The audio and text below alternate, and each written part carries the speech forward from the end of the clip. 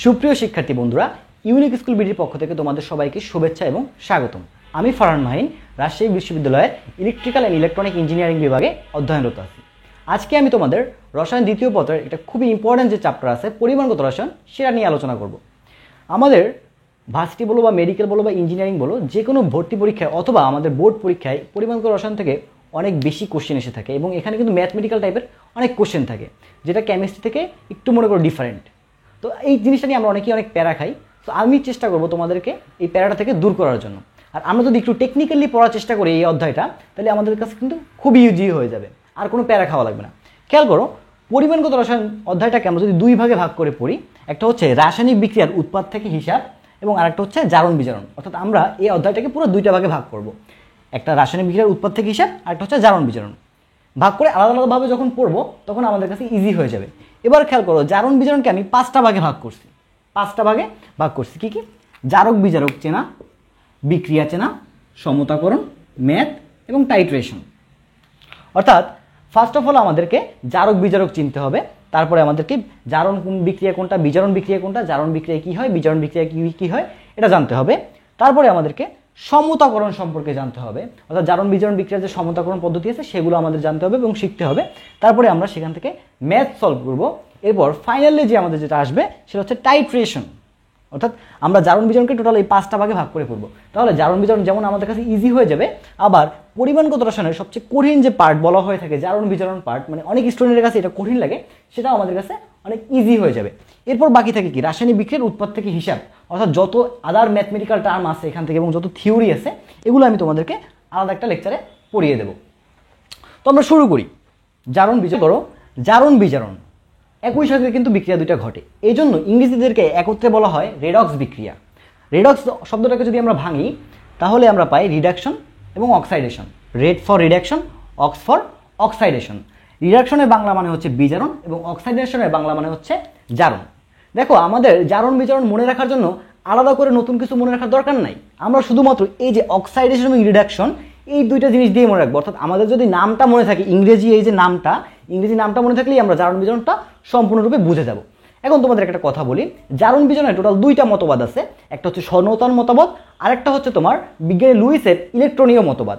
তো আমরা প্রথমে সনাতন মতবাদটা পড়বো, তারপরে আমরা লুইসের ইলেকট্রনীয় মতবাদটা পড়বো, যেটা এখন বর্তমানে গ্রহণযোগ্য। তাই বলে যে সনাতন মতবাদ ভুল তা কিন্তু নয়।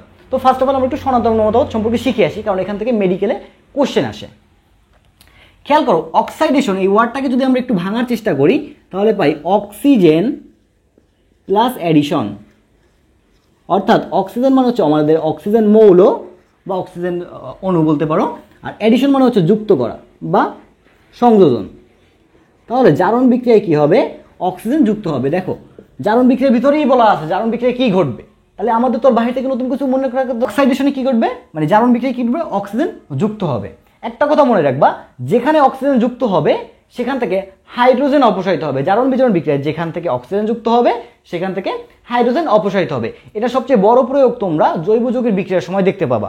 তাহলে আমি বলতেছি জারণ মানে হচ্ছে অক্সাইডেশন, অক্সাইডেশন মানে হচ্ছে অক্সিজেন প্লাস অ্যাডিশন মানে অক্সিজেন যুক্তকরণ বা সংযোজন।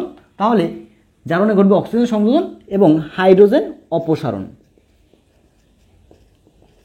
আরেকটা কথা মনে রাখবা, জারণ বিক্রিয়ায় জারণ মান হ্রাস পায়, অক্সিজেন যুক্ত হবে বা সংযোজন হবে।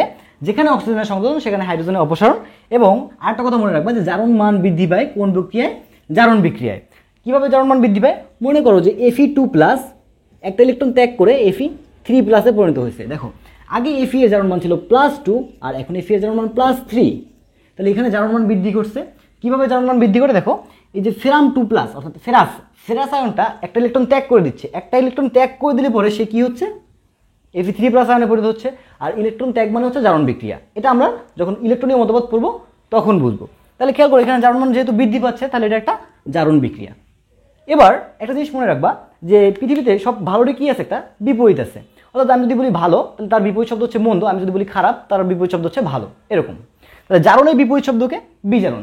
তাহলে জারণে যেগুলো ঘটছে বিজারণ ঠিক তার উল্টো ঘটবে। দেখো, জারণে কি হয়েছে? অক্সিজেন যুক্ত হয়েছে বা সংযোজন হয়েছে। তাহলে বিজারণে কি হবে? অক্সিজেন অপসারিত হবে। তাহলে বিজারণ বিক্রিয়ায় অক্সিজেন অপসারিত হয়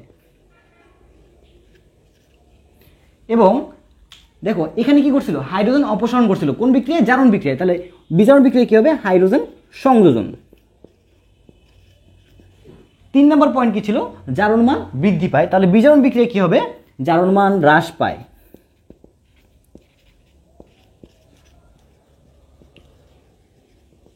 তাহলে দেখো আমাদের এই যে মতবাদটা বা এই যে জিনিসটা পড়লাম, এই জিনিসটা আমরা আরেকবার রিভিউ করি। খেয়াল করো, জারণ বিজারণ ইংরেজিকে বলো, জারণ বিজারণকে আমরা ইংরেজিতে বলবো রেডক্স। রেডক্সকে যদি আমরা ভাঙি তাহলে পাবো রিডাকশন, অক্সাইডেশন। অক্সাইডেশন শব্দটাকে যদি আমরা একটু ইলাবোরেট করি তাহলে পাবো oxygen plus addition. Oxygen plus addition মানে হচ্ছে অক্সিজেন যুক্তকরণ, তার মানে জারণ বিক্রিয়া অক্সিজেন যুক্ত হবে, হাইড্রোজেন অপসারিত হবে, আর জারণ মান বৃদ্ধি পাবে। আর বিজারণ বিক্রিয়া কি করবে, সম্পূর্ণ তার বিপরীত ঘটবে। বিজারণ বিক্রিয়া কি হয়, জারণ মান হ্রাস পায়। এই কথাটা খুব ভালো করে মনে রাখবা, যে বিক্রিয়ায় জারণ মান হ্রাস পায় সেই বিক্রিয়াটাকে আমরা বলবো বিজারণ বিক্রিয়া, যে বিক্রিয়ায় জারণ মান বৃদ্ধি পাবে সেই বিক্রিয়াটাকে আমরা বলবো জারণ বিক্রিয়া। এই জিনিসটা কেন মনে রাখবা, যখন তোমরা ভর্তি পরীক্ষা দিবা বা এমসিকিউ পরীক্ষা দিবা তখন দেখবা যে নিচের কোনটি জারণ বিক্রিয়া নয়, বা নিচের কোনটি বিজারণ বিক্রিয়া নয়, নিচের কোনটি জারণ বিক্রিয়া, এরকম কিছু কোশ্চেন থাকবে এবং সেখানে কিন্তু 4টা অপশনে 4টা বিক্রিয়া দিয়ে দেবে। তো তখন তুমি জারণ মান হ্রাস বৃদ্ধি দেখে বুঝতে পারবা যে কোনটা জারণ বিক্রিয়া কোনটা বিজারণ বিক্রিয়া। যদি জারণ মান বৃদ্ধি পায় তাহলে বুঝবো সেটা জারণ বিক্রিয়া, আর যদি জারণ মান হ্রাস পায় তাহলে বুঝবো সেটা বিজারণ বিক্রিয়া। এই যে টোটাল আমরা যে থিওরিটা পড়লাম বা যে যতটুকু পড়লাম, এটা ছিল জারণ বিজারণের সনাতন মতবাদ। এখন আমরা পড়বো জারণ বিজারণের ইলেকট্রনীয় মতবাদ বা আধুনিক মতবাদ, যেটা বিজ্ঞানী লুইস 1923 সালে দিয়েছেন। খেয়াল করো, তার আগে একটা ছোট্ট একটা ছন্দ বলি তোমাদেরকে, রসায়নে যাহা আছে মন্দ সহজ করিতে লাগবে ছন্দ। কেন এই কথা বলছি, দেখো জারণ বিজারণের ইলেকট্রনীয় মতবাদ আমাদের কাছে অনেকের কাছেই কষ্ট লাগে, অনেক পেইন লাগে বুঝতে। তো এই জিনিসটাকে এই জন্য আমরা বলতেছি মন্দ।